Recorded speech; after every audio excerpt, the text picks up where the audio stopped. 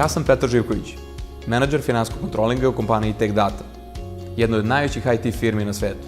Prema Forbesu, 78. najveća kompanija. Moja poslovna strast je sklapanje finansijskog i poslovnog sveta i gledanje posla kroz oči finansija. Ako je to oblast koja vas zanima, možemo popričati.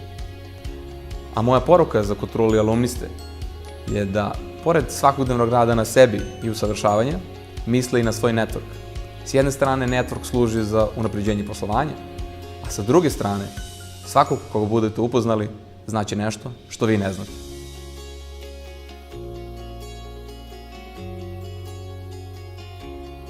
Ja sam Kotruli alumni.